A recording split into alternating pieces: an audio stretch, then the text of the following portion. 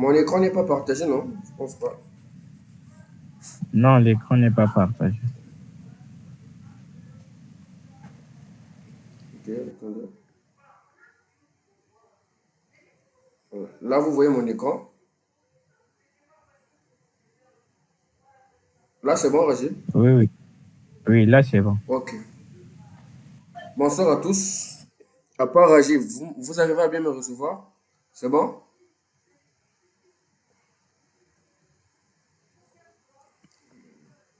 Moi, j'aime lorsque vous parlez. J'aime là, vous envoyez seulement les doigts là, j'aime lorsque vous réagissez. Est-ce qu'on peut commencer? C'est bon?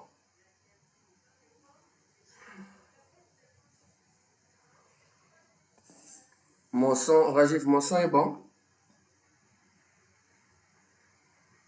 Oui, le son est bon. Ok. J'arrive à t'entendre. Donc, bonsoir à tous. Je pense que nous allons commencer. Je voulais d'abord entendre la voix, écouter la voix de tout un chacun avant qu'on commence, mais apparemment, il y a des gens qui ne veulent pas pouvoir parler. Est-ce que tout le monde peut parler, peut activer son micro et parler, s'il vous plaît? Pour dire que oui, on est là, on peut commencer.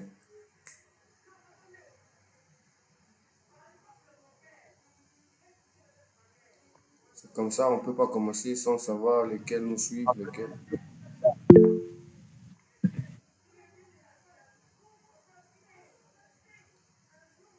Bon, donc je pense qu'on va commencer.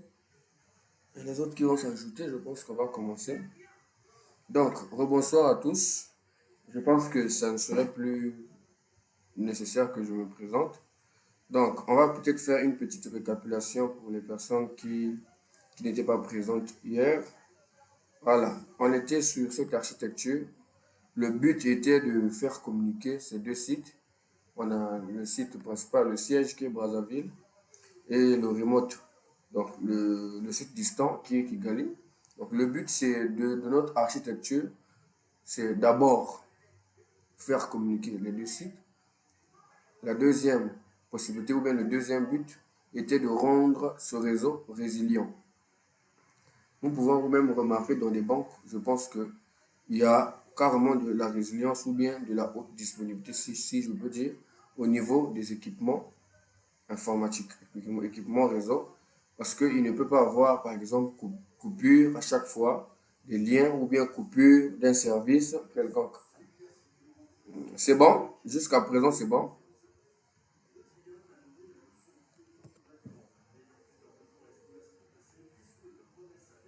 Allô? Vous me recevez? Oui, allô, allô, Ouais. on te reçoit. Donc, ma connexion passe très bien, c'est ça?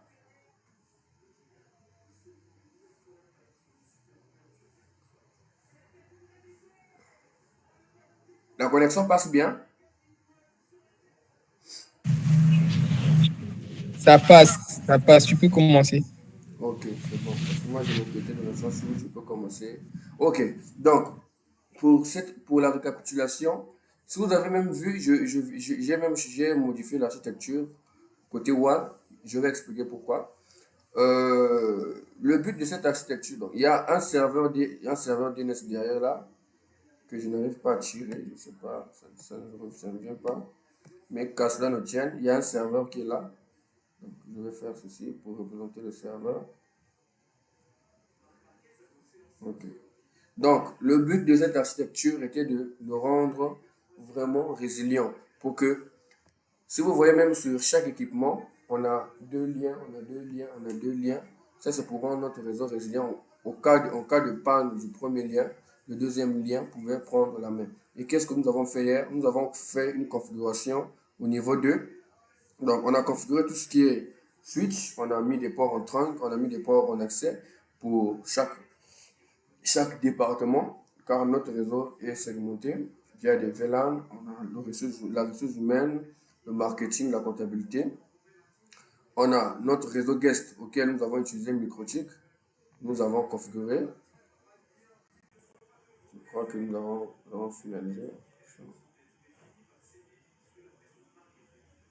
Voilà. Nous avons configuré notre routeur Microtik.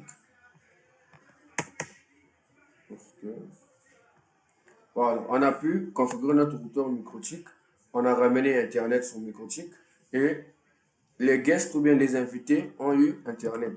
Donc, on va retester ça avant de commencer. On avait expliqué le pourquoi on devait mettre en place un réseau guest. On a voulu scinder notre réseau. On n'a pas voulu que notre réseau, le réseau guest soit directement lié au réseau local, donc à notre réseau LAN. Donc, on a voulu créer un autre réseau pour les utilisateurs, pour les invités. Par exemple, dans des entreprises, il y a des personnes qui viennent pour faire une prestation, il y a des séminaires, par exemple, ceci. Donc, on a voulu créer leur propre réseau à eux au lieu qu'ils soient directement connectés dans notre réseau d'entreprise. Voilà pourquoi nous avons fait cela. Nous l'avions configuré et tout est bon. Donc, on va juste vérifier. On va juste essayer de vérifier. Donc, essayer de vérifier. Je pense qu'il est déjà bon. Est-ce que je peux ouvrir ici? Voilà. Le fait que j'enregistre le projet, ça rend ma machine un peu lente. Donc, ok,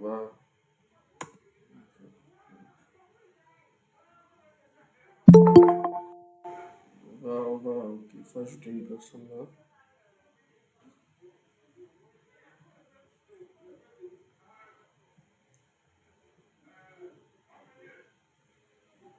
Attendez, excusez. Voilà. Donc, ça rend la machine un peu lente, le fait que j'enregistre au même moment que le là. J'essaie de me connecter sur le microchip. Donc, on avait expliqué pour prendre la main sur le microchip, il nous fallait soit Webfig ou bien Winbox. La bonne et la meilleure des méthodes était d'utiliser Winbox, c'est ce que nous avions dit hier. Pourquoi je n'ai pas accès à mon microchip? Attendez, excusez-moi.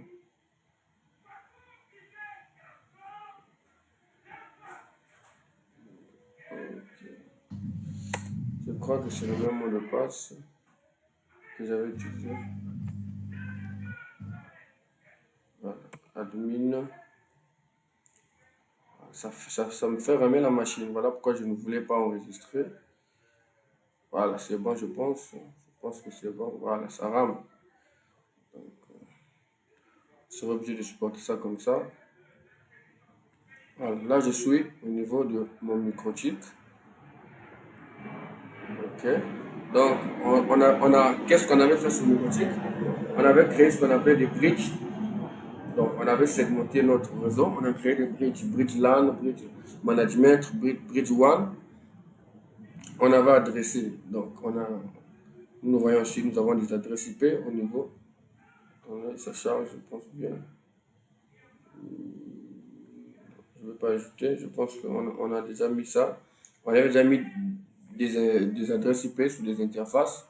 Voilà, l'interface, je crois bien. Quelqu'un veut participer à la réunion. Donc,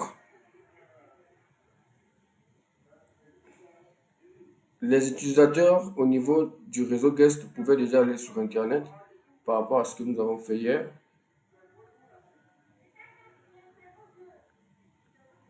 Par rapport à ce que nous avons fait hier, les utilisateurs, voilà. Donc, le réseau LAN a été configuré. Il est là. Donc, on peut déjà tester Internet. C'est ce que nous avons fait hier. On a testé Internet. Ça passait à merveille.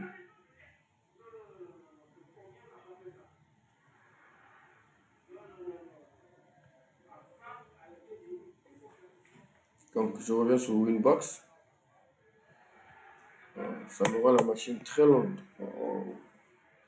Très lente. Donc, je n'ai pas le choix. Donc, je vais essayer de joindre Internet. Je vais essayer de joindre Internet. Ping 888.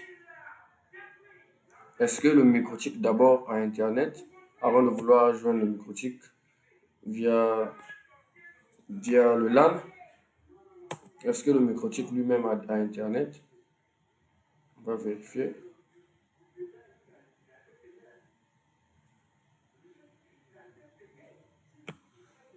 Est-ce que le microchip a toujours Internet?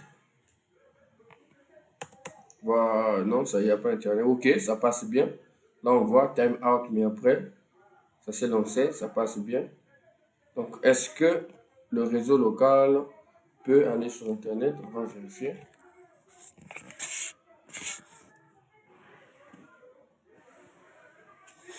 Est-ce que le réseau local peut aller sur Internet? Est-ce que on va vérifier? Voilà, donc ping 888, on cherche la source. Quelle est la source? La source, c'est l'adresse du LAN. Voilà. Quel est mon LAN? Mon LAN, c'est le 192.168.30.0, c'est le réseau. Donc, je peux joindre au niveau de mon réseau. Voilà, je vois que Internet est fonctionnel à ce niveau. Tout est bon. Est-ce que jusqu'à présent, c'est bon?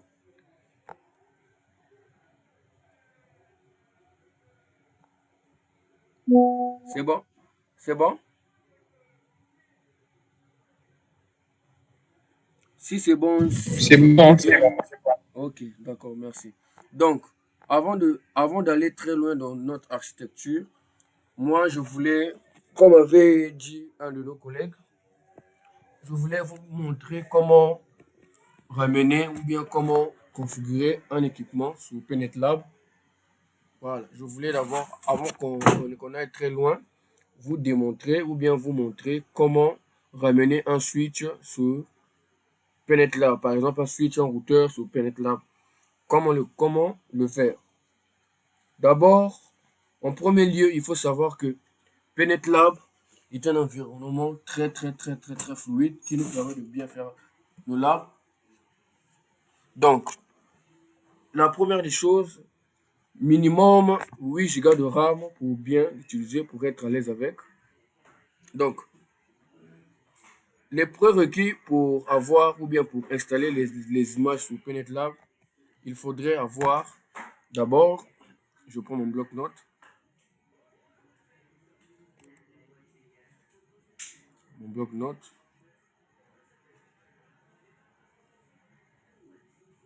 les prérequis, il faudrait avoir d'abord PNET Lab, il faudrait avoir, je reprends, donc PNET Lab d'abord, le logiciel, téléchargé sur le site, en premier lieu, téléchargé sur le site. 2. Avoir ce qu'on appelle WinSCP. C'est grâce à WinSCP que nous allons faire le transfert des images vers le serveur de PNET Lab. On doit transférer les images. PNET Lab n'est pas comme je peux dire, comme Packet Tracer. Lorsqu'on installe, il a déjà toutes les images ou bien tous les équipements sont déjà présents. PNET Lab n'est pas comme Packet Tracer. Sur PNET Lab, c'est à nous de configurer ces équipements. C'est à nous de ramener tout ce qu'on peut avoir besoin. Quand vous voyez ici des routeurs, des serveurs, microchips, tout a été ramené. Si je viens même au niveau de mon lab, je fais même une node, vous allez voir, ça ce sont toutes les images ou bien tous les équipements que j'ai pu installer. Cisco Hasard, Cisco, Microchip, VMware USXZ, Windows, Fortinet, PFSense, tout est là présent.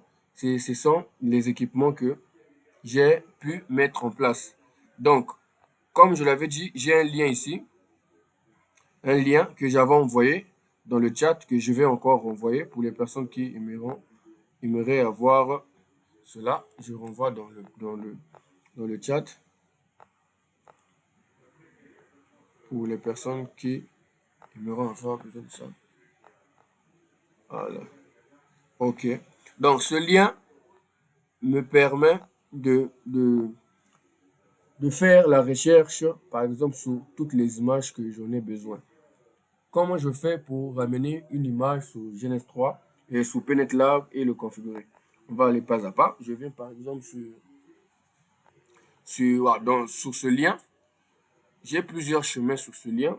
Bon, il charge d'abord.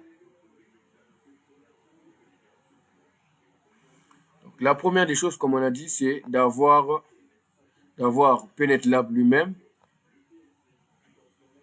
d'avoir WinSCP, d'avoir, si je peux dire, VMware, parce que PNET Lab est installé sur VMware Workstation. Donc, si vous voyez même ici, quand je viens sur VMware, vous pouvez constater que PenetLab, il est installé sur VMware. Et par défaut, il prend une adresse IP via le DHCP au niveau de nos cartes réseau.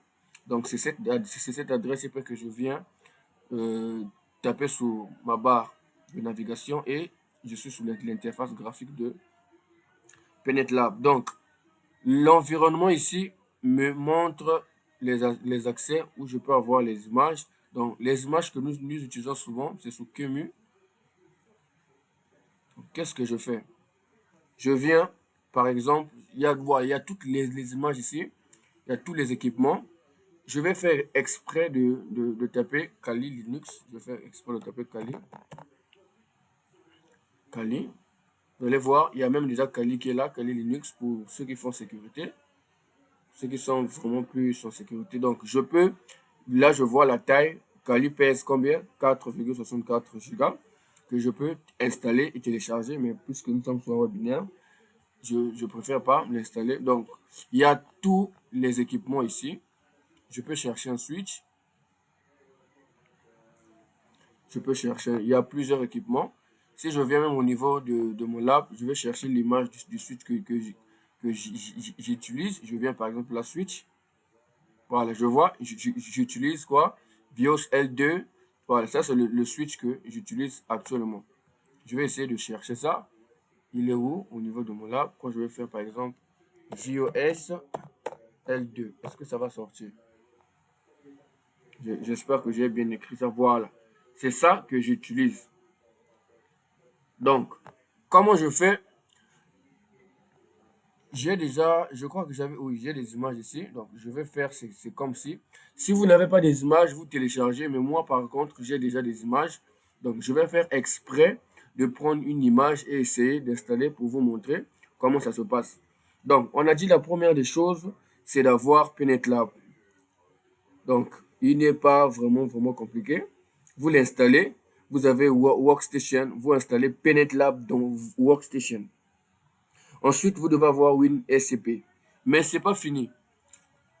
La vraie partie, c'est d'avoir le pack client de EVNG. Je dis bien EVNG. Je ne dis pas PenetLab. Pack client. Ev. Voilà.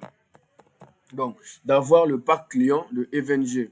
Car c'est ce pack client qui va me permettre de prendre la main sur les équipements. D'avoir ou de voir l'interface en ligne de commande de l'équipement. Si je n'installe pas le pack client, par exemple, je viens au niveau de, je supprime d'abord ici, je viens au niveau de mon terminal, je fais par exemple pack client, Eve pack client, voilà, c'est là, EVNG Windows client pack, vous le téléchargez. Il est normalement sur le site officiel de EVNG, mais vous pouvez aussi taper EVNG Windows Client Pack. Donc, si vous ne l'installez pas, vous ne pouvez pas avoir la main sur les équipements. Impossible d'avoir la main. Vous allez installer le switch. Le switch va s'allumer, mais vous ne pouvez pas voir l'interface du switch. Ça ne va pas passer. Est-ce que c'est bon? C'est bon? Ok. Ça ne va pas passer. Donc, je vais maintenant montrer comment ramener l'image. Donc, parce que chaque image est dans son élément. Il y a des images QEMU, il y a des images dynamiques, il y a des images bin. Donc, l'image est placée par rapport à sa source. Donc, quand je viens, par exemple, sur WinSCP, comme je vous ai dit, WinSCP, vous ouvrez WinSCP. Ça, c'est pour aller Donc, si vous avez déjà téléchargé les images, mais vous voulez maintenant le ramener dans PenetLab, il faut passer par WinSCP. Donc, vous mettez l'adresse IP de votre PenetLab. La mienne, elle est là. L'adresse IP de PenetLab, 168, 178, 212. Donc, le mot de passe, le nom d'utilisateur par défaut, c'est root. Le mot de passe, c'est PNET, simplement, P-N-E-T. Donc, connexion. Connexion.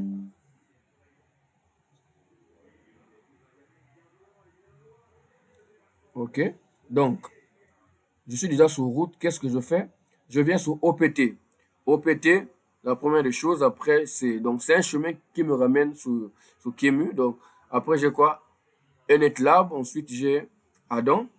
Addons, voilà. C'est ici que nous plaçons les images. Quand je viens mettre sur Kemu, vous allez voir la majorité des images que j'utilise sont là. Donc, comment je fais? Il y a certaines images, je crois, qui sont sur Dynamics, soit les switches, oui, les routeurs plutôt, ne sont pas au niveau de Kemu. Donc, chaque équipement ou bien chaque image est dans sa partie. Donc, comment je fais, par exemple, pour déployer une image? Ça, c'est la partie de ma machine. Là, c'est la partie WinSCP. Donc, je viens sur ma machine, je cherche, par exemple, là où je mets mes images. Je viens sur Levi. Donc, mes images sont déjà là. Qu'est-ce que je fais? Je prends par exemple Zabbix. Je viens, donc je peux copier ou bien je ramène juste la souris ici, dans Kemu. Soit je peux déjà rentrer dans Kemu. Bon, j'ai déjà Zabbix là. Qu'est-ce que je peux faire? Okay, bon, c'est juste comme ça. Hein. On prend juste pour essayer. Donc, je ramène l'image. Je viens. Et l'image va se télécharger. Voilà, j'ai maintenant deux Zabbix. Mais l'image n'a pas encore tous les droits. Il faut fixer les permissions.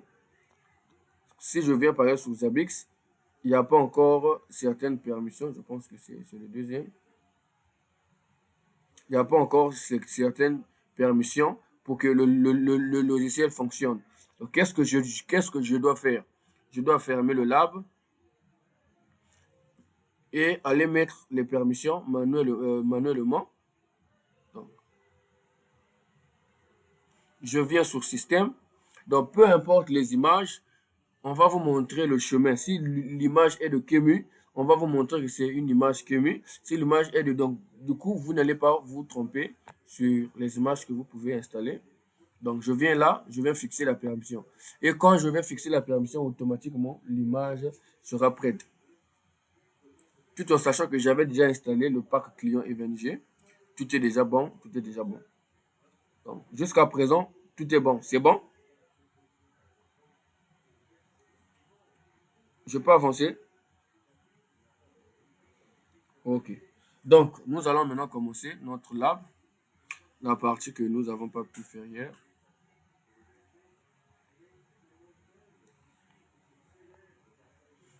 Un peu.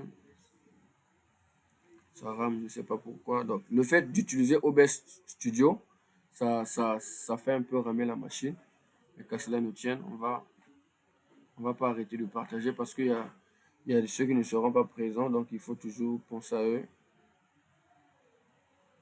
Même lorsqu'on envoie le lien, c'est pas toujours tout le monde qui est connecté, donc on n'a pas le choix que de passer par là. Donc on attend que ça charge un peu. Ok, je reviens sur mon projet.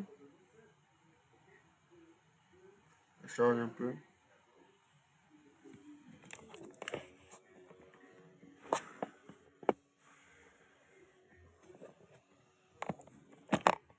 Voilà. Mon projet il est là. Qu'est-ce que je fais? Je viens juste en bas. Je cherche Open. Ok, je l'ouvre.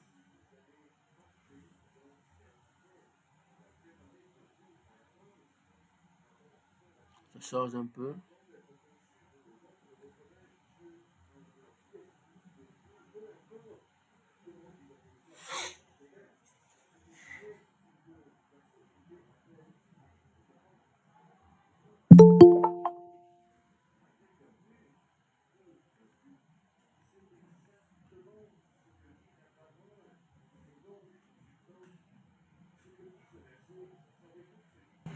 Ok, je vais ajouter une personne dans la réunion là.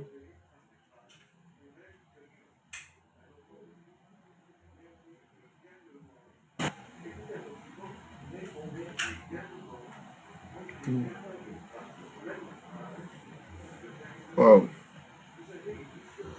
Donc, vous voyez, déjà même avec 32 Go de RAM, ça me fait quand même ramener la machine. J'ai 32 Go de RAM sur la machine, mais le fait que j'ouvre plusieurs iOS, Donc ça peut rendre la machine un peu lente. Donc, peut rendre la machine un peu lente. Donc, on va commencer avec la configuration de FortiGate. Commencer avec la configuration de base du pare-feu FortiGate. Qui a déjà entendu parler de FortiGate, à part Isidore et Chris Juden, je crois, Delicia aussi. Qui a déjà entendu parler de FortiGate ici, à part aussi Rajiv? Qui a déjà entendu parler de FortiGate?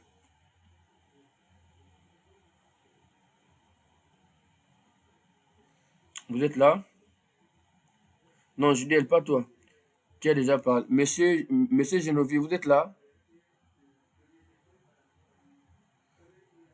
Ok. Monsieur Christelle Pongo, vous avez déjà entendu parler de FortiGate? Monsieur Modeste, déjà? Euh, Si possible, ceux qui peuvent activer le micro, vous activez et vous parlez. Ceux qui peuvent activer le micro. Au lieu de faire simplement le signe de la main, ceux qui peuvent activer le micro peuvent parler.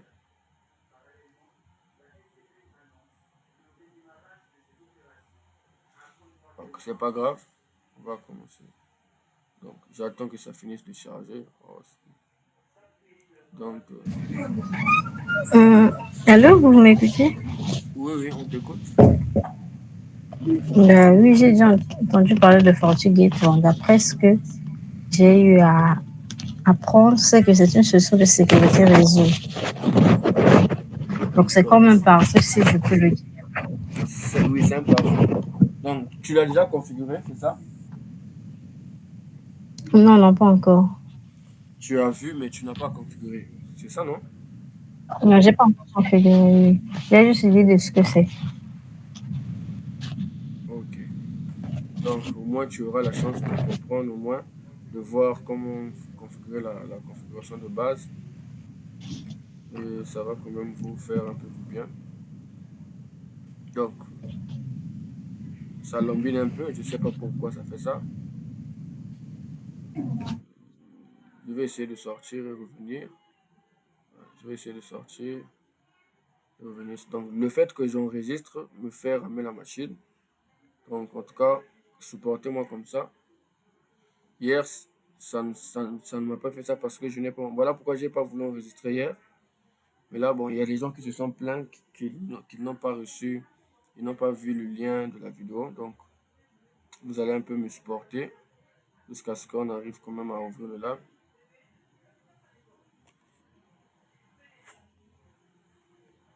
Alors, vous allez me supporter en tout cas.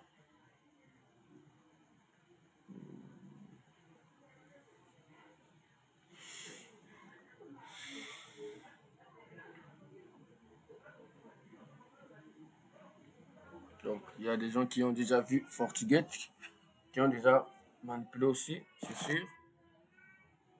Donc, c'est-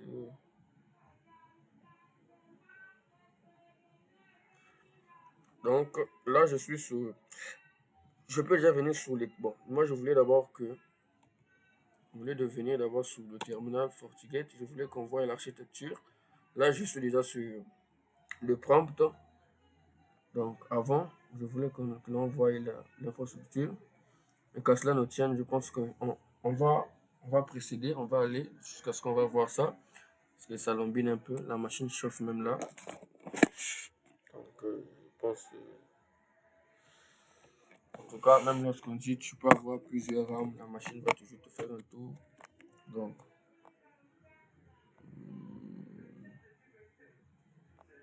je vais essayer d'ouvrir une autre session ici.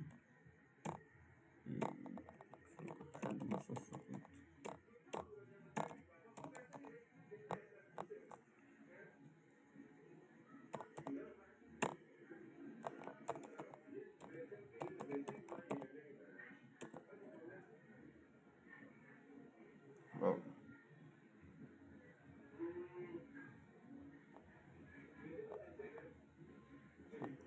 Vous voyez même comment ça revient petit à petit. Wow. Donc, le fait d'utiliser OBS Studio, ça pèse vraiment sur ma machine. qu'à cela ne tienne, on va pas abandonner, on va attendre. Voilà. Donc, comme je disais hier, il y a ceux qui sont venus ici aujourd'hui qui peuvent constater que pourquoi là, les équipements sont allumés, sont en bleu, mais là, les équipements sont éteints. C'est même la cause majeure de ça. Le but, parce que pourquoi? Je n'ai pas voulu tout allumer en même temps pour éviter ce problème. Imaginez que si j'allumais tout au même moment, bon, c'est un peu ça. Donc, comme je disais, toute cette partie a été déjà configurée. Donc, nous sommes maintenant à ce niveau.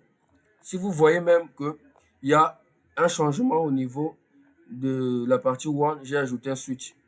Qui peut expliquer pourquoi j'ai mis un switch? Normalement, j'avais des FortiGate directement reliés au routeur. Donc, ce FortiGate relié à ce routeur, là aussi la même chose. Mais j'ai mis un switch au milieu. Qui peut expliquer ça? Qui peut activer le micro et m'expliquer pourquoi j'ai mis un switch au milieu?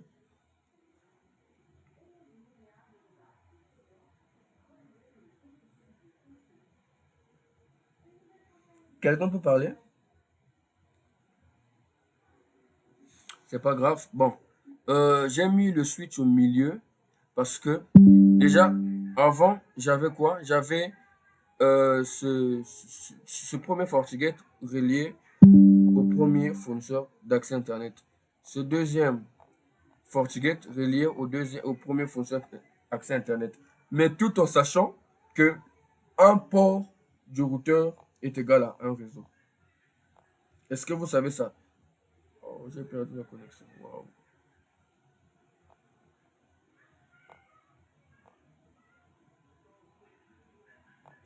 Vous m'entendez?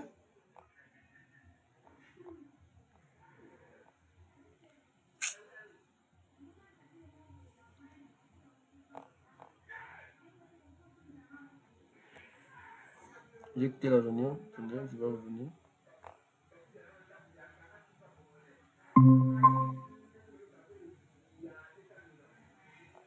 Ouais, excusez-moi. Apparemment, j'ai quitté la réunion par erreur. Donc, ok. Il y a Modeste qui a levé la main. Modeste?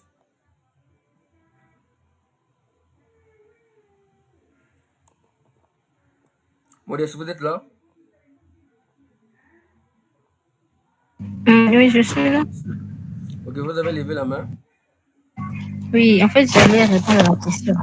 Donc, Ok. à mon avis, le switch a été utilisé pour étendre un peu la connectivité et Non, améliorer la sécurité sur le réseau. bon, je ne dirais peut-être pas vraiment ça. Vous arrivez à voir D'accord. mon écran? Ok. Non, c'est pas encore Rajiv, visible. Oui, là, c'est bon. Rajiv, tu peux ajouter quelque chose sur la présence du switch? Chris Judel, Rajiv?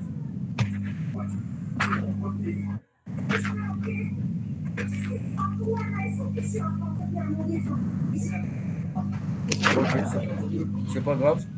Donc, étant donné, est-ce que nous savons tous que un port du routeur est égal à un réseau? Tout le monde sait ça, non? Un port du routeur est égal à un réseau. Donc, moi, j'avais commis quelle erreur?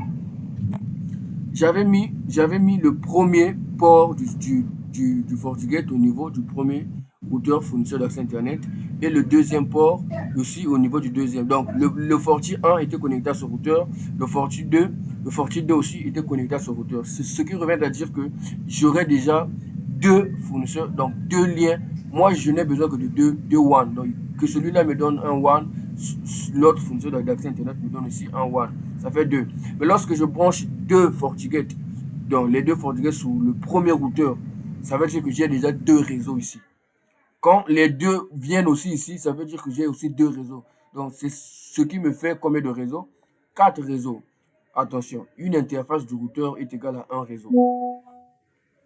Donc j'ai essayé de vérifier ça aujourd'hui. C'était une erreur que j'avais commise à ce niveau. Donc pour pallier à ce problème, il faut mettre le switch. Pourquoi mettre le switch? Je mets le switch, je crée deux VLAN au niveau de ce switch. Isidore, je ne sais pas si tu te rappelles de ça. Je crée deux VLAN. Je crée le VLAN WAN 1 et le VLAN WAN 2. Je mets le premier fournisseur d'accès Internet dans le WAN 1, le deuxième fournisseur d'accès Internet dans le WAN 2. Je viens sur FortiGate, je mets son premier port dans le WAN 1, son deuxième port dans le WAN 2. Là aussi, je fais la même chose. C'est pratique dans les entreprises. Qui a compris ça? Sheridan, je ne sais pas si tu te rappelles. C'est bon? Je peux avancer? Lévi, Oui, oui. je me rappelle d'un truc comme ça, dernièrement, quand on était allé faire un dépannage là, Voilà. euh, là où les fournisseurs d'accès Internet ont utilisé une connexion, quelque chose comme ça, ils Oui, avaient la mis en reste. place la technologie VLAN. Voilà. OK? Ils avaient mis en place les VLAN tout simplement pour dispatcher les connexions au lieu Voilà. d'utiliser comme tu viens de Oui. mettre ici. Même, Oui, j'ai même à la compris. Micodex, même à la Micodex, c'est la même chose. C'est ce que le vieux nous expliquait dernièrement. Il y a le switch one. Donc, ils font ça pour pallier à ce problème. Parce que quand tu as deux fortis, quand tu veux faire le HA, ça veut dire quand il y a la haute disponibilité entre les fortis, ça veut dire que les deux doivent être synchronisés. Donc, lorsque celui-là tombe en panne, l'autre prend la relève. Mais lorsqu'il prend la relève, ça veut dire que toutes les configurations du premier Forti doivent être basculées vers le deuxième FortiGate. Donc, ce qui remet à dire que les deux FortiGate doivent avoir quoi? Les mêmes configurations. Donc, du coup, pour pallier à ce problème, il faut mettre en place un switch. Dans ce switch, on va créer deux VLAN, VLAN WAN 1 et WAN 2. On met le premier fournisseur Internet dans le WAN 1, on met le deuxième fournisseur dans le WAN 2, un port du FortiGate dans le WAN 1, un port dans le WAN 2, là aussi vice-versa.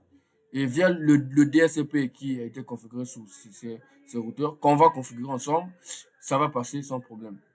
Donc, je peux avancer, c'est bon? Si je peux avancer, vous activez juste le micro, vous parlez.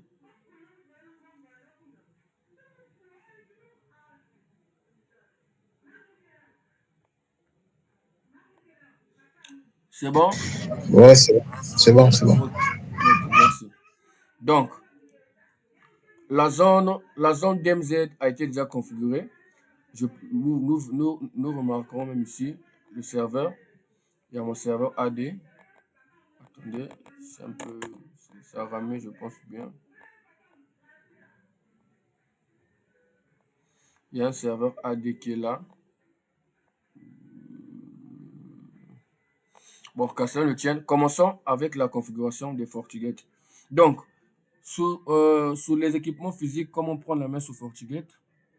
J'ai un FortiGate, je branche ce qu'on appelle le câble console sur FortiGate et j'ai l'interface en ligne de commande de FortiGate. C'est sous l'interface en ligne de commande. Déjà, FortiGate a souvent une adresse IP par défaut sous le port management. Donc, quand tu es sur la machine, tu branches ton PC dans le même réseau que l'adresse IP et tu as la main sur l'interface graphique. Mais par contre, là, nous sommes en virtuel. En virtuel, ce n'est pas le cas. C'est à nous, administrateurs réseau, c'est à nous, informaticiens, de configurer. C'est de mettre une adresse IP soit dynamiquement ou bien statique sur l'équipement FortiGate ou bien sur le port de management. Là, j'ai mon Windows Server qui est au niveau de.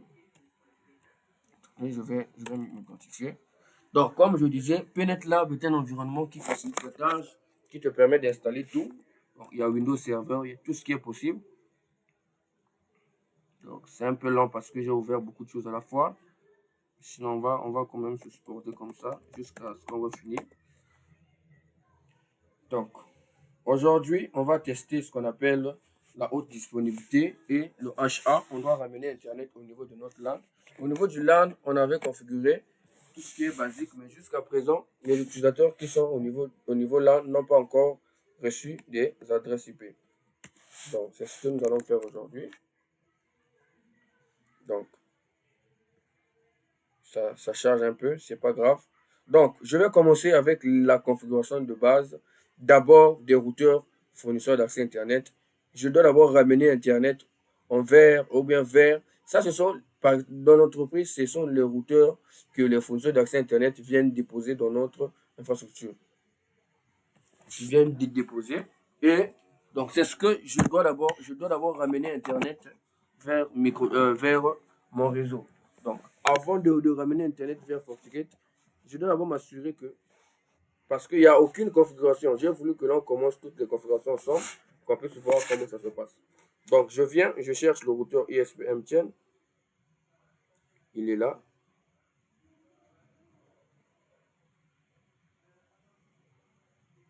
Attendez, je ferme cette partie. Voilà, donc je cherche le routeur ISP-MTN.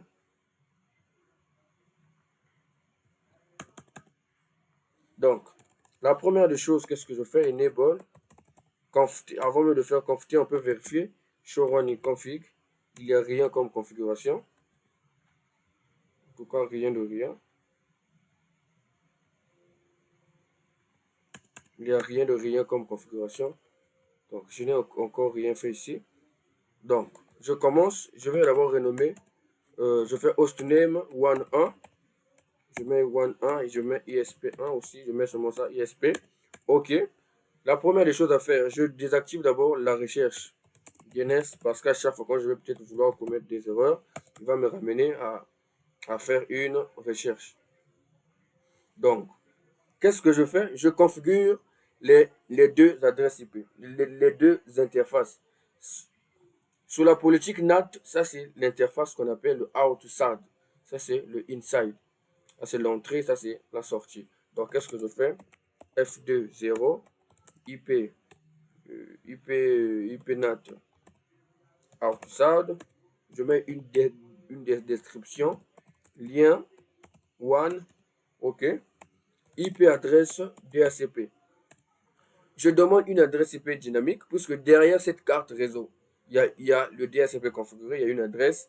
Il va me donner une adresse IP. Donc, qu'est-ce que je fais? No shutdown pour activer l'interface. Je fais juste IP adresse DHCP. Voilà, il m'a donné automatiquement une adresse IP. Donc, ça, c'est l'adresse IP de ma carte NAT. Attention, c'est ma carte NAT. Et pour que j'ai accès à Internet, il faut que la machine physique d'abord ait accès à Internet.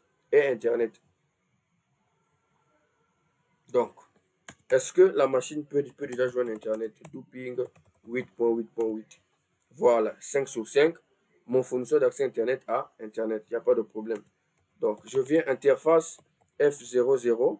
Donc, qui est l'interface. Donc, l'adresse IP que le fournisseur d'accès Internet vient nous donner. Donc, IP adresse 1.1.1.1/29. Pourquoi j'ai mis /29? Parce que j'ai besoin de 3 adresses IP. Normalement, c'est un point à point. C'est /30. Mais puisque j'ai 2 FortiGate, ça veut dire que j'ai besoin de 3 adresses. Plus lui-même, ça fait 3. Donc, la plage qui me permet d'utiliser au moins 3 adresses IP, c'est le /29 qui en a 6. Mais puisque j'en ai besoin de 3, c'est pas grave. Le /30 ne me donne que 2 possibilités. Donc, 255, 255. 248 comme masque par défaut. Donc, je mets no shutdown, je mets description, lien vers switch 1. Voilà. Donc, là, je pense que c'est bon. Après, je fais quoi? IP NAT inside. Je fais du inside. Tout est bon. Mais avant de finir, qu'est-ce que je dois faire? Je dois mettre en place le NAT. Le NAT pour permettre à ceux qui sont là d'aller sur Internet en sortant avec une adresse IP publique. Parce que les adresses IP privées qui sont là ne peuvent pas être routées ou bien routables sur Internet. Donc, je fais quoi? IP access list. Moi, j'utilise souvent les access list nommés. Standard NAT. Donc, je permets tout le monde. Permit any. Tout simplement tout le monde. Et qu'est-ce que je fais? J'applique l'access list. IP, je crois.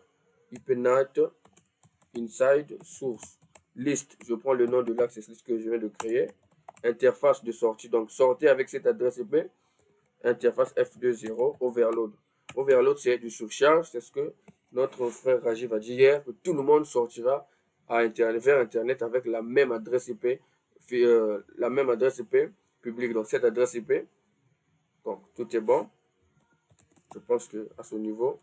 Non, avant de faire ça, je mets en place le DHCP. Pourquoi je mets le DHCP?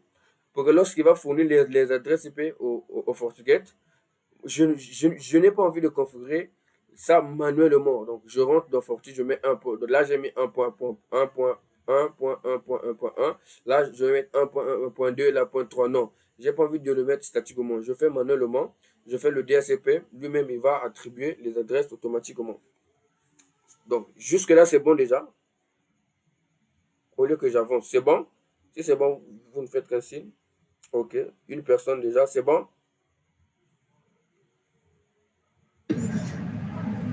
C'est bon? Voilà. OK. Donc, qu'est-ce que je fais?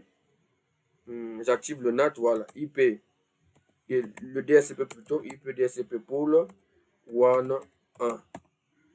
Donc, quel est le réseau du 1.1? 1.1.1.0/29, on a dit. Quelle est la passerelle par défaut? 1.1.1.1, c'est lui-même la passerelle par défaut. Donc, je fais exit, je vérifie est-ce qu'il y a toujours Internet, ping 88.8. Voilà, toujours Internet, pas de problème. Je peux enregistrer mon travail. Je peux enregistrer mon travail. Donc, j'ai fini avec tout ce qui est 1.1. Je viens au niveau du deuxième fournisseur d'accès Internet. On va faire la même chose. Puisqu'on va faire la même chose, qu'est-ce que je peux faire? Je peux venir copier ce que j'ai fait ici. Do show history me permet de vérifier toutes les commandes que j'ai tapées en mode configuration globale. Déjà, le NAT, je crois que je pourrais juste modifier certaines choses. Donc, je viens au niveau de mon bloc-notes. Je vais mettre ça ici. Voilà. Donc, je viens aussi au niveau du deuxième fournisseur d'accès Internet. ESP2, il est où? Congo Télécom.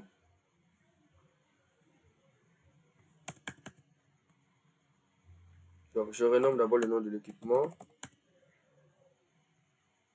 Je désactive la recherche DNS. No IP domain, mon lookup. OK. Hostname 1.2 ESP. Voilà. 1.2 ESP. Donc, qu'est-ce que je fais en premier? Je refais juste ce que j'ai fait. Je prends cette interface. IP adresse. DHCP. Voilà. IP NAT. IP NAT inside, outside. Pardon, excusez-moi. IP NAT outside. IP. Qu'est-ce que je peux encore faire ici? No shutdown. OK. Voilà. Si vous allez voir, ce sont les mêmes adresses IP. Pourquoi? Parce que c'est la carte NAT. Donc, doping 88.8. Le deuxième fournisseur aussi, je crois, a accès vers. Donc, quand on voit déjà les points d'exclamation, ça veut dire que c'est bon. Je viens à ce niveau. Interface face Internet 00. Cette interface qui va vers le WAN. Donc, ici, je mets 1.1.2. IP adresse 2.2.2.1. 255, 255, 255, 248. Voilà. No shutdown. Je mets en place le NAT. Je crois que le NAT est là. IP NAT inside, IP NAT inside, IP access NAT, permit, NI, interface F2. OK, c'est la même chose. Donc là, qu'est-ce que je vais juste faire? Je viens à ce niveau, je mets IP 1.2. Là, je modifie 2.2.0. Là, je modifie 2.2.2.1. Je pense que tout est IP NAT. Voilà. OK, j'ai copié. Donc, je viens sur Congo Télécom. Qu'est-ce que je fais? Est-ce que j'ai fait IP NAT inside sur cette interface? Non, je n'ai pas fait. Donc, je rappelle l'interface. IP NAT inside. OK. Exit. Je copie ce que je venais de coller. Voilà. Tout est bon. Exit.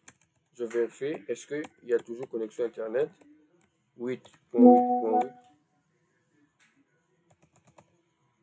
8.8. Voilà. Tout est bon. Tout est bon. Donc, les deux fournisseurs d'accès Internet ont déjà Internet. C'est bon. Donc, qu'est-ce qu'il me reste à faire? Avant de configurer FortiGate, qu'est-ce que je fais? Je viens dans le switch 1. Dans le switch 1, je dois créer deux VLAN comme je l'ai dit.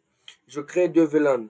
Je mets le premier fournisseur d'accès Internet dans le VLAN 1. Le VLAN 1, l'autre dans le VLAN 2, ainsi que les FortiGate. Donc le premier port du FortiGate dans le 1, le deuxième dans le 2. Là aussi, je fais la même chose. Donc je cherche S1. S1, il est où? Il est là.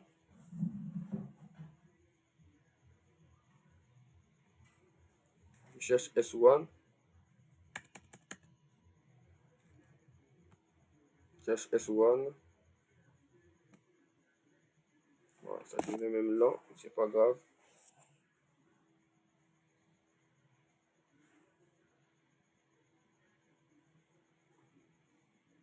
Donc, si on finit cette partie aujourd'hui, ça fera plaisir. Donc, prochainement, on vient de finaliser. Samedi prochain, donc 21h08 déjà. L'heure, ça avance. Donc, bon, c'est un peu lent. Je vais aller un peu plus vite. Déjà, vous avez déjà compris l'objectif de mettre en place le switch ici.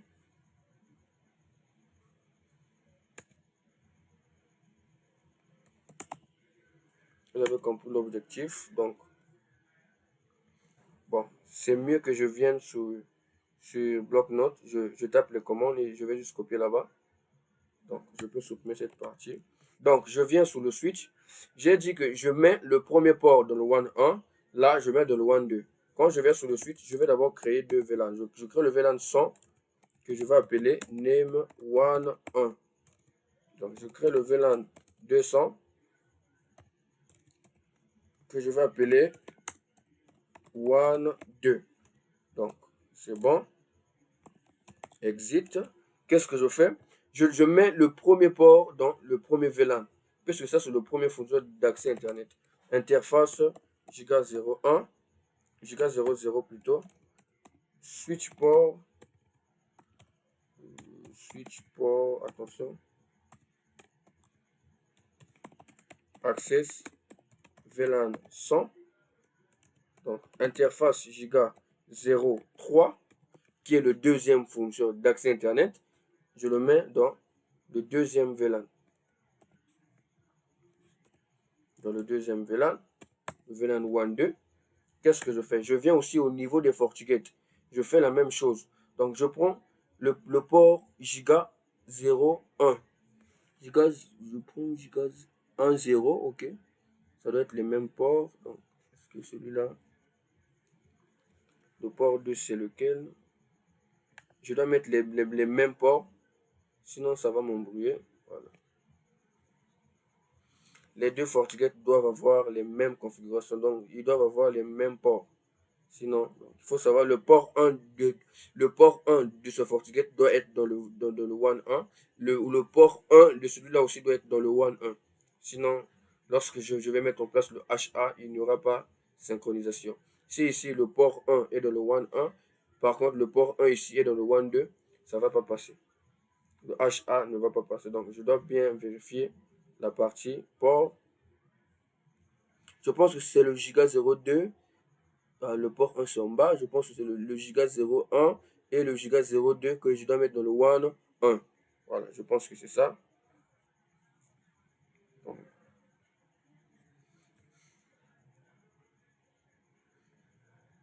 Donc, je fais interface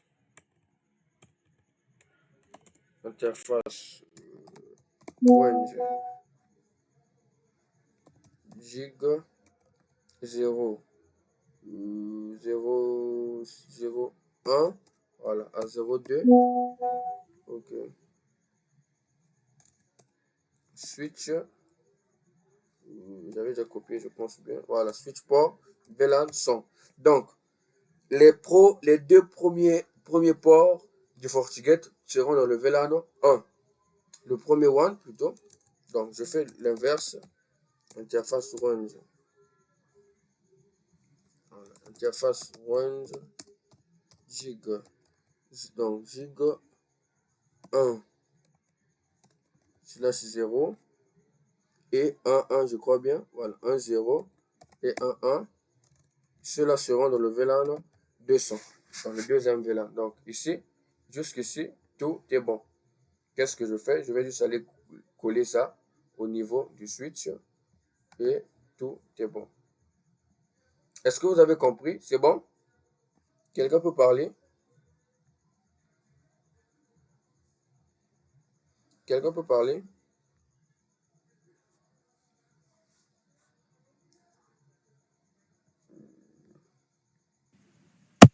Ouais, c'est bon, c'est bon. C'est bon? Prince, c'est bon? C'est bon, mon cher. D'accord, chef.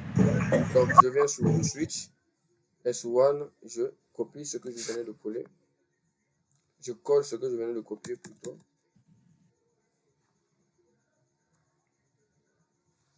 Donc, vous voyez même que ça montre que mon processus, j'utilise beaucoup de ressources. Donc, là, pourquoi j'ai juste voulu copier. Comme ça, au moins, je viens coller.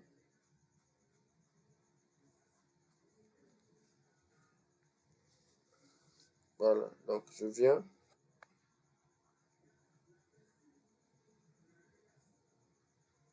Attendez. Voilà. Je pense que je peux coller. Voilà. Je pense que c'est bon. Ça va charger, ça va charger, ça va charger.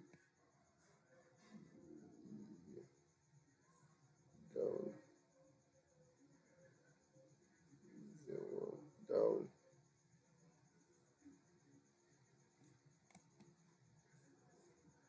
Mais bon, qu'à cela ne tienne, au moment où j'attends cette partie, je peux maintenant gérer les FortiGate. Donc, on va commencer la configuration de base du premier FortiGate. Donc, il est où? Il est là, le primaire.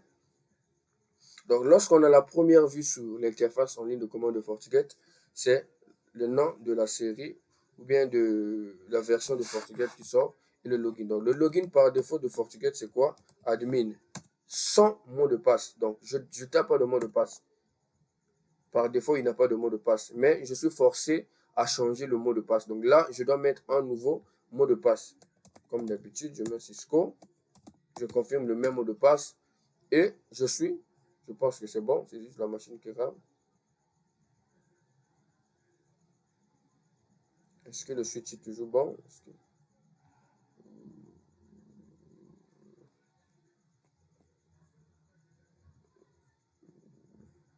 Donc on attend. Je suis où? Voilà, FortiGate, il est là. Pas pourquoi ça rame. Donc, le logiciel OBS là, vraiment, quand tu ouvres plusieurs, c'est pas bon. Ouvre plusieurs options, c'est pas bon. Ça fait ramer la machine. Voilà, donc welcome. Là, je suis sur FortiGate. Qu'est-ce que je peux faire? La première des choses, je cherche d'abord à renommer le nom de l'équipement. Comment renommer le nom de FortiGate en ligne de commande? Donc, je commence par config système global. Donc, config système global, set hostname. Je mets FortiGate active. Donc, c'est lui qui sera actif. Donc, Forti active. Et à la fin, ici, pour confirmer, on met quoi? End. La commande end me permet de confirmer. Donc, les ports qui me sont vraiment utiles actuellement, c'est le port 1 et le port 2. Donc, qu'est-ce que je vais faire? Je vais configurer le config système. Dans le port 1, le port 2 et le port de management, qui est le port 10, qui est là. Donc, je viens sur FortiGate, qu'est-ce que je fais? Config système interface. Donc, sur Cisco, pour configurer les interfaces, on voit directement le nom de l'interface. Mais là, on doit faire config système interface. Je mets quoi? Entrée, edit, port. Donc, nous, on appelle interface face Ethernet 01 sur Cisco. Là, c'est edit, par exemple, port 1. Le port 1, par défaut, il est déjà en DHCP. Donc, je ne vais pas toucher. Qu'est-ce que je vais juste faire? Je fais juste set hello access. Ça veut dire permet les accès sur ce port, juste le ping. Et je donne un rôle sur ce port parce que c'est le port qui va au niveau du WAN 1. Je mets set rôle WAN. Ouais, WAN par défaut, il va donner. Voilà. Donc, set alias. L'alias, maintenant, je vais mettre WAN 1. J'ai fini avec le port 1. Je mets next. Edit port 2. Le port 2 par défaut est en statique. Donc, il faut le mettre en DHCP. Qu'est-ce que je fais? Set mode DHCP. Set Hello Access permet sur ce port que le ping. Cet rôle, c'est toujours le one. Voilà, cet alias, c'est le one 2. One 2.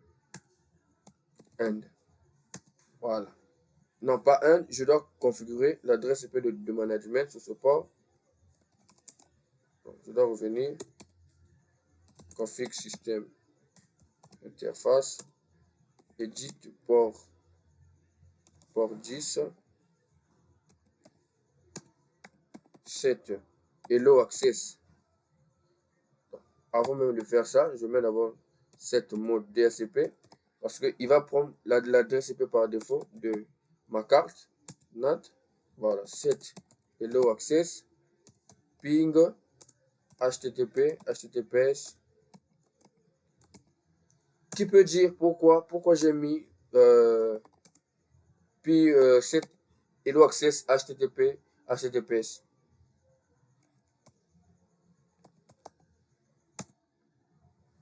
Qui peut dire?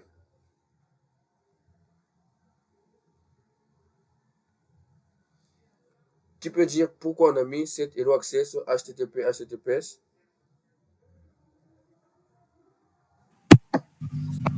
Hello Access HTTPS pour autoriser l'accès de, en fait, pour prendre la main de l'équipement via Wi-Fi. Voilà, donc via l'interface graphique, donc il faut mettre ces aspects, sinon on ne pourra pas voir. Donc, j'ai mis des interfaces en mode DHCP, je fais maintenant show, attention, get system interface physical. Donc, sur Cisco, on pouvait faire show IP interface pour montrer les interfaces qui ont des adresses IP. Donc, je viens au niveau du port 10. Voilà, c'est cette adresse qui va me permettre de prendre la main sur l'interface graphique. Donc, je viens sur le navigateur, je viens taper cette adresse IP. J'ai copié, je viens de coller. C'est cette adresse IP, voilà, je viens accéder au site.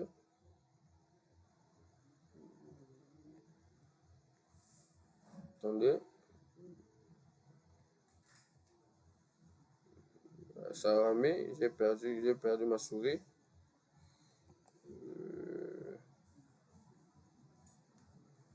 J'ai perdu ma souris, attendez un peu.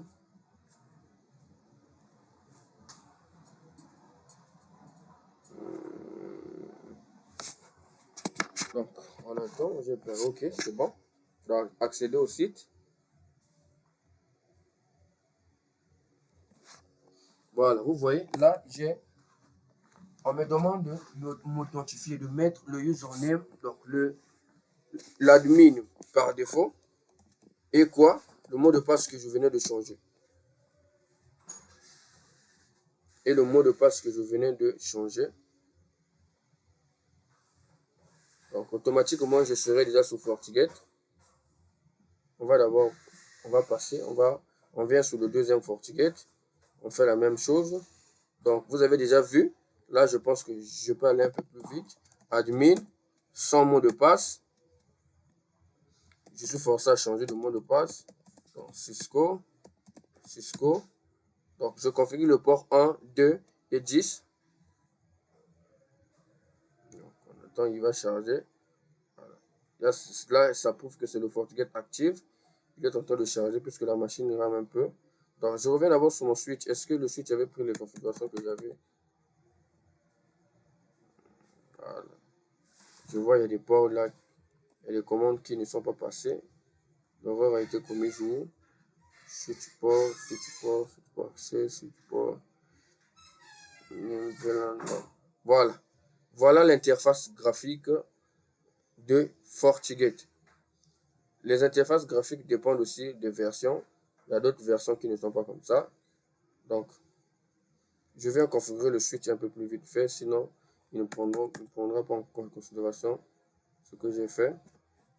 Donc, conf-t.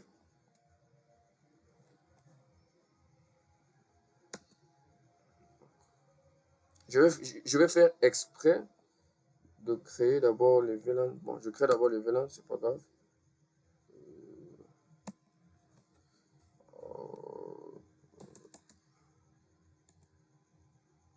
VLAN 100, comme on a dit. Ok, excusez-moi en tout cas, c'est l'auteur.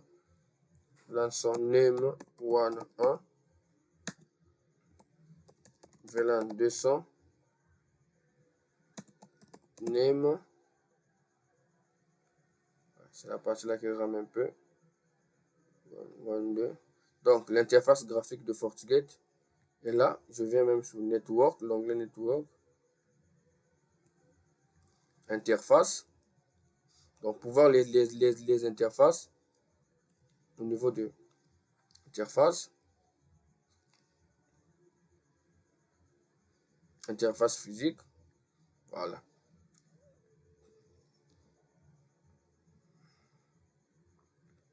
Le port 1 a déjà reçu une adresse, mais par contre le port 2 n'a pas encore reçu une adresse. Donc finissons d'abord, vérifions d'abord au niveau du switch, parce que tout dépend du switch.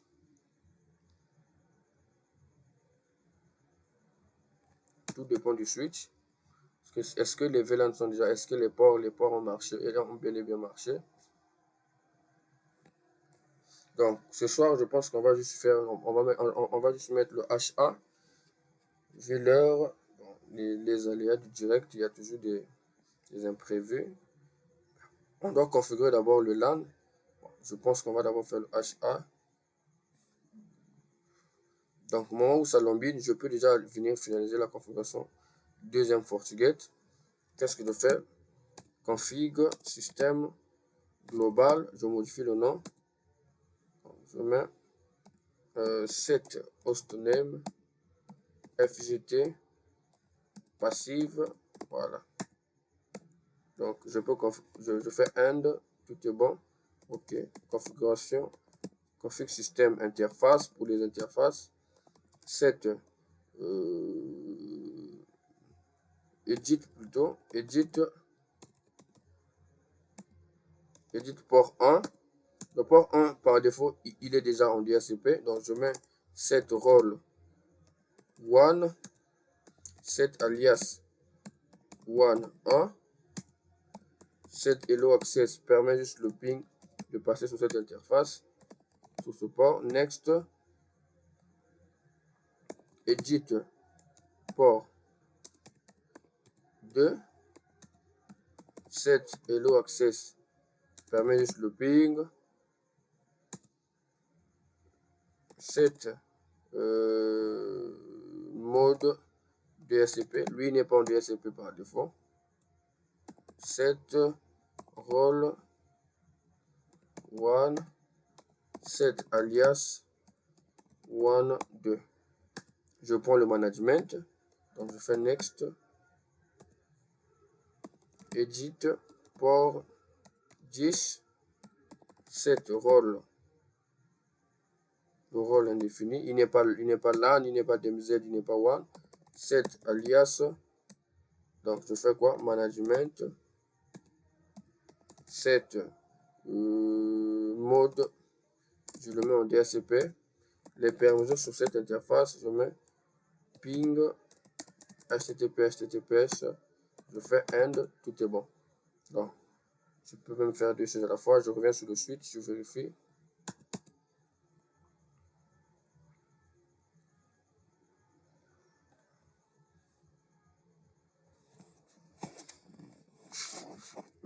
Je crée le VLAN. Le deuxième VLAN, je pense, n'a pas été créé. Name.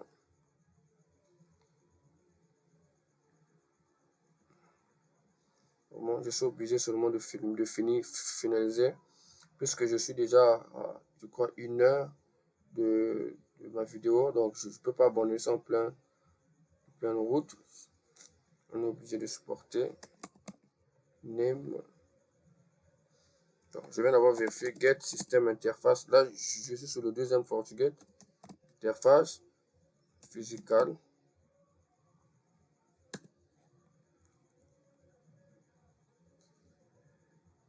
Donc, le port 2 a pris une adresse IP. Le port 1 aussi a pris une adresse IP. Voilà. Donc, il y a un port qui est dans le WAN 1 et l'autre qui est dans le WAN 2. Moi, par contre, je cherche d'abord le port 10.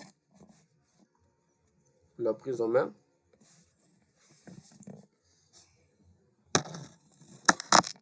cherche le port 10.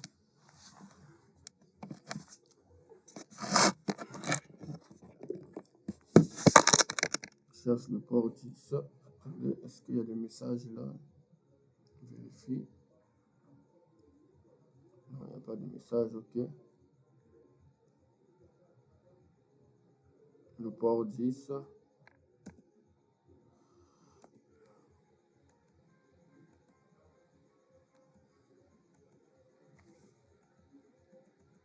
Port 10.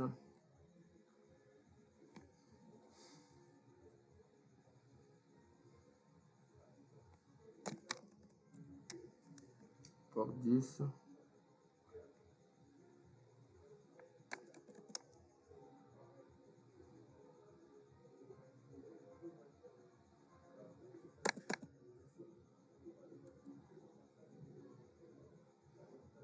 Voilà, là, je suis au niveau du port 10.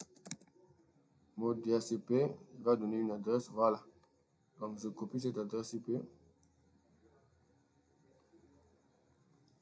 Ok. Je viens sur le navigateur.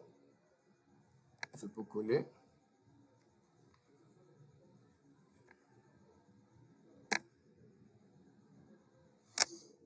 Je pense que c'est cette adresse IP qu'il m'a donné. Je pense que c'est ça.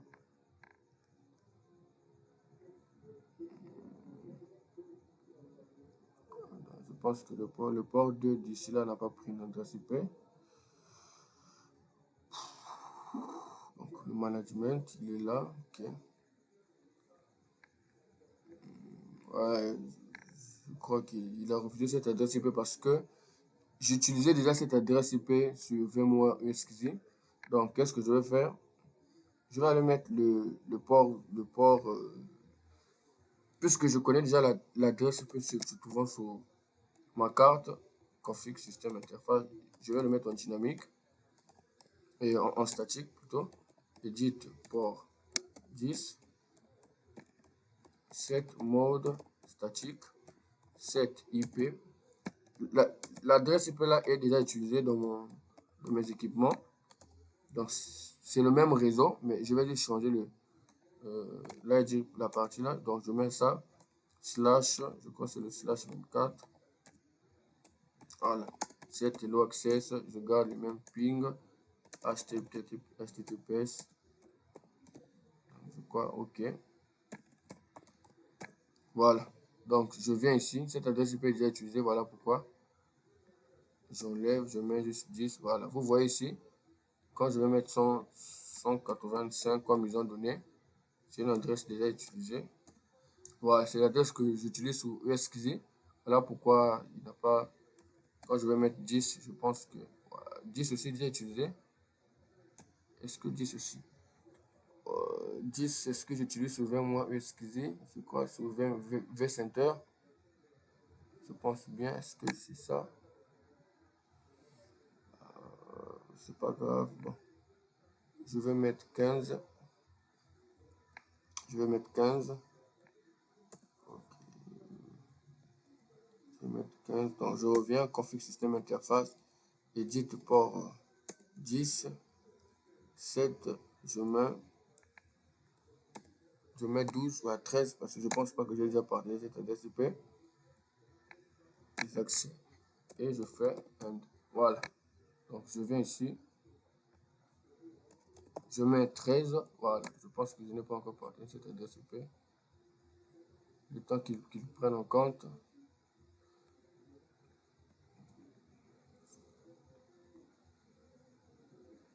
Oui, oui, voilà pourquoi je suis en train de faire aussi. Il y a un message sur le chat. Bon, merci pour la présentation. Voilà pourquoi je suis en train de faire la vidéo, de supporter ça comme ça. C'est à cause de ça. Je vais reprendre ça. 192, 168, 178, 13. Voilà. C'est bon. Accéder au site, je pense que c'est bon. Donc, dès qu'il est 5 minutes, si je ne suis pas connecté, il me fera sortir de la session. Donc, je pourrais aller modifier ça. Ok, là, je suis au niveau du deuxième FortiGate. Je m'authentifie, Cisco. Voilà. Donc, si l'adresse IP est déjà utilisable, il ne va pas accepter. Donc, on finit dans quelques minutes seulement. On n'a pas le choix, on a perdu du temps avec les aléas du direct. La semaine prochaine, je pense que je pourrais quand même un peu pallier à ce problème. S1, mais finissons quand même avec le HA si possible. Vous voyez, le switch me montre que j'ai utilisé plusieurs ressources.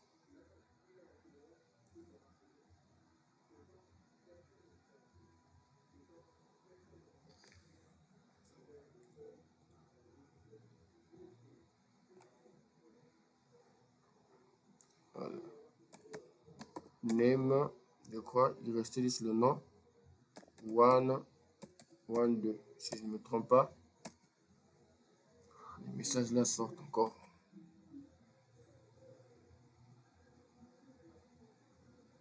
One, 2, voilà. Ok.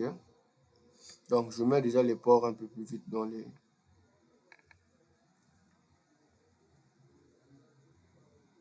Ok. Donc, je mets interface range. Je vais utiliser les ports au même moment. Interface range. Giga 0. Giga 0. Giga 0, 1. Ouais, c'est ça.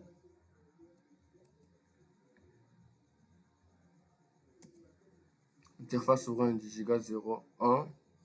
Donc, Giga 0, 1 d'ici. Apparemment, il n'y a plus le port 2. Le port 2, il est parti où? Oui, le port 2, ok.